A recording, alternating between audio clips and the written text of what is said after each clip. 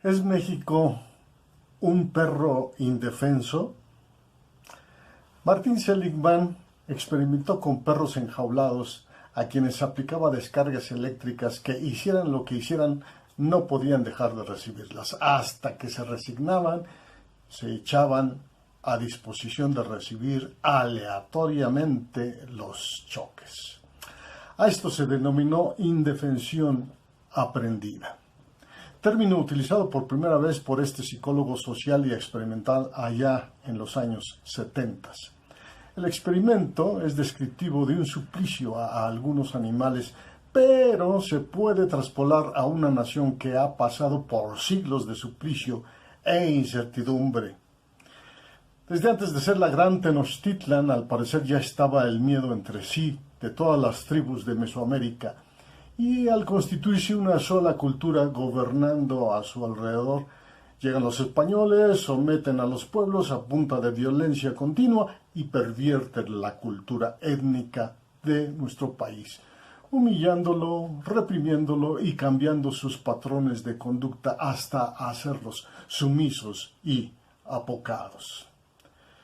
Y aparece un perpetuo sometimiento. De ahí en adelante, al sometimiento a los españoles siguió el de los criollos y en el presente al de los poderosos, y ha sido el pan de cada día del pueblo mexicano.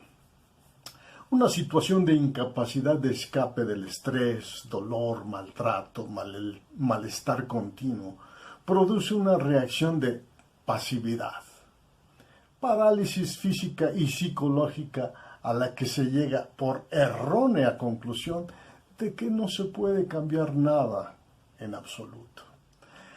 Esa horrible sensación subjetiva de fatalismo cede, entonces, el destino nuestro a los gobernantes a cambio de fidelidad al partido en el poder.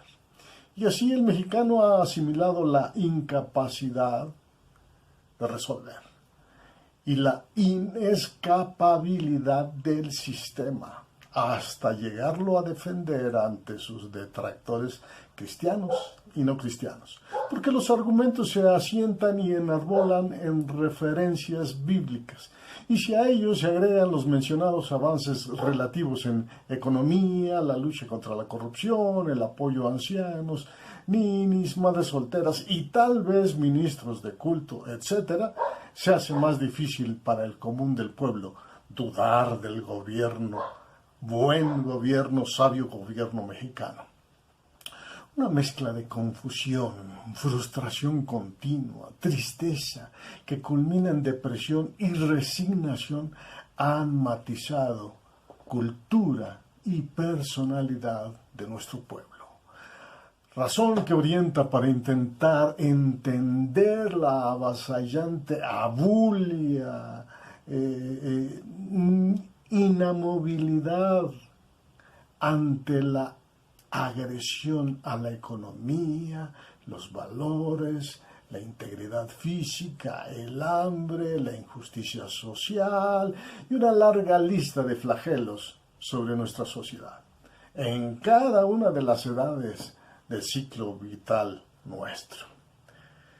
Así entonces el desgaste físico y psicológico hoy aparecen distintivos del pueblo mexicano que matizan su personalidad y le hacen tomar decisiones de negligencia, indiferencia, resignación, sumisión ante los continuos ataques a la vida, la familia y las libertades. Y al pueblo, que ve violentados sus valores ancestrales recibidos y experimentados como benéficos y gratificantes durante su vida, independientemente de su credo, pues lo mismo expresa el cristiano católico evangélico, llega a la conclusión de que es incapaz de intervenir contra la enorme amenaza de las instituciones políticas. Pues si Dios quisiera algo diferente, Él ya hubiese llevado a cabo algo sin nuestra humana intervención. Y como tal milagro no se lleva a cabo, entonces concluye que es la voluntad de Dios que se continúe en esta situación.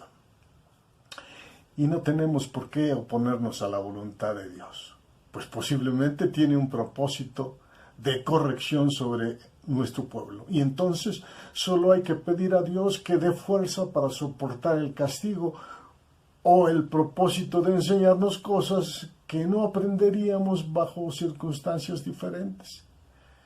Imagino a los perros de Seligman suplicando internamente que su Dios humano terminara su experimento. Y nosotros actuamos para procurar defendernos. Si así fuese, pudiese ser una acción de rebeldía ante la voluntad perfecta de Dios, si lo hiciéramos. Creemos. Ese perro que se queda echado porque no puede hacer nada y solo sufrir hasta que la muerte se apiade de él, no va a ser defendido por nadie más que por sí mismo. Pues no es un perro cualquiera. Tiene inteligencia que puede usar, pero antes debe saber que sí puede observar su entorno y cambiarlo.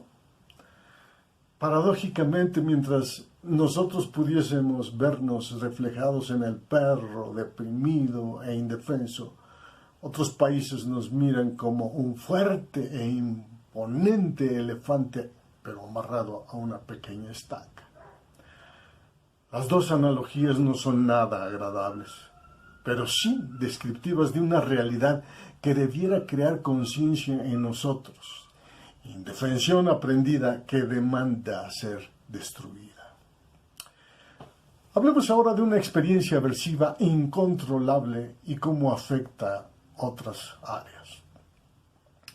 Existe otro tipo de déficit de las víctimas de indefensión aprendida, consistente en ser incapaces de tener éxito, o interferencia con el aprendizaje o retraso en aprender nuevas tareas. Y ello nos podría explicar también que tengamos un déficit muy grave de aprendizaje, según registran las medidas internacionales de conocimiento en los educandos. Esta gente también está relacionada con la pasividad, pues en la indefensión las consecuencias aversivas son incontrolables. Y todo ello podría ayudarnos a entender mejor la apatía del mexicano promedio, que prefiere estar ante la televisión o ante el celular por horas que leer un libro, pues nada puede hacer para cambiar su medio. Y ello también nos ha llevado a ocupar los primeros lugares de ausencia de lectura en el ciudadano promedio, en comparación con el mundo occidental. Suele ser un conocimiento común que atenta contra nuestra vida, el hecho de que por 70 años de la llamada dictadura perfecta a merced del PRI dejaron sus efectos. Pues si hiciéramos lo que hiciéramos, no sentíamos lo duro sino lo tupido de los toques eléctricos. Aprendimos a estar en un rincón esperando los toques que hasta hoy mantienen todavía la inercia poblacional. Y nos contentamos con convocar a reuniones de oración o de rezos, sin menospreciar esto, pero hacer algo más pareciera no estar ya en nuestros genes. Ahora bien, un poco de luz al final del túnel nos obliga a ver el presente y así se desarrolla lo que se denomina presentismo, que es un tanto diferente tal vez el presente, porque así lo dicen las mañaneras y nos comemos la nota. Y también las noticias que solo miran lo bueno y no lo que hay detrás de lo bueno. Y esperan que el futuro sea pronto, aunque no se vislumbre más que en la mente ilusoria de esa mayoría enajenada, cuyo verdadero precio no es dimensionado más que por unos cuantos de quienes la Biblia dice: de los hijos de Isaacar, 200 principales entendidos de los tiempos, que sabían lo que Israel debía hacer y cuyas órdenes seguían todos sus hermanos. Y yo creo que es necesario que aparezcan entendidos en los tiempos. Pero, lamentablemente, atendemos al desconocimiento, al misticismo, al dogmatismo, es decir, Es digno de observar que el desconocimiento de los sucesos en nuestro país por parte de la mayoría, inmersa en sus propios intereses, ha llevado a enajenar por su cotidianeidad, ya laboral o estudiantil o de juegos, etcétera, a la mayoría, y nos distancian de la realidad que nos envuelve, que amenaza a nuestras familias, la vida y las libertades. Desconocimiento producido por un conformismo y que a la vez también produce un conformismo al que se llega por no contar con herramientas para analizar el mundo que nos rodea, desde otra óptica, no oficial, sino la propia. Aunado a ello es el místico y dogmático concepto de que no nos toca a los súbditos de un gobierno cuestionar sus acciones negativas, pues Dios es quien lo juzgará, o quien juzgará a los gobernantes, y a nosotros exclusivamente nos corresponde rogar por ellos, para que gobiernen con justicia, para que tengamos paz en el país. Esto es cierto. Suena bien y bíblico, pero descontextualizado de las acciones que los líderes en los tiempos bíblicos hicieron cuando los gobernantes implementaban injusticias contra el pueblo. Aparecieron profetas contra la injusticia.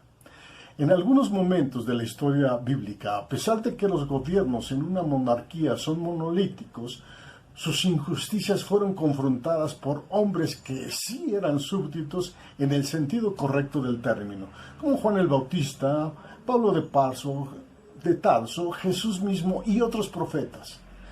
Sin embargo, y se entiende, por lo menos en nuestra constitución política, que los gobernantes son ascendidos por el pueblo, aunque con la voluntad permisiva de Dios y no con su voluntad activa. Y si nos ajustamos a que la constitución nuestra, como ley, tiene el aval divino, pues dice la Biblia, la ley no fue dada para el justo, sino para los transgresores y desobedientes, para los impíos y pecadores, para los irreverentes y profanos, para los parricidas y matricidas, para los homicidas. Entonces, no es una aberración cuestionar a los gobernantes que violentan la justicia, la armonía y los valores.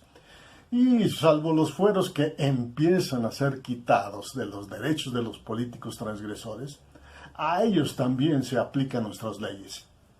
Y si son servidores públicos, entonces, a diferencia de los súbditos en una monarquía, no somos siervos de ellos, sino ellos servidores de nosotros, el pueblo mexicano. Sin embargo, esto nos lleva a hablar de criterio, crítica, juicio y pensamiento crítico que han sido amordazados. El pueblo indefenso requiere sacudirse otra de sus limitantes alrededor del criterio, la crítica, el juicio y el pensamiento crítico, que son parte de la labor de todo hombre a quien se le ha dado una capacidad de análisis. El criterio ha sufrido embate cuando se aprende a dejar el análisis a los demás que saben. De esa manera se renuncia a esa carísima virtud y entonces se amolda el hombre a lo común, dejar de ejercer el criterio. Por otra parte, la crítica no es el análisis para la descalificación o la condena. Es la duda expresa respecto de lo que se escucha, observa o lee con el afán de concluir si es veraz, confirmable o descartable. Y se concluye erróneamente que no existe la crítica constructiva. Qué pena. Se ha dicho en el medio cristiano que el juicio no es parte de lo que enseñó Jesús. Sin embargo, sin entrar en un análisis exegético que absorbería mucho de este pequeño espacio, solo señalo que el mismo Jesús enseñó que nuestro juicio debe ser justo, aunque suele prevalecer en la memoria de los cristianos su enseñanza de que no debemos juzgar. Y así el temor de ser castigado por Dios se impone sobre el deseo de escrutar, descubrir, develar la verdad. De esa manera se prefiere callar y asumir la verdad que la autoridad impone o expone como tal.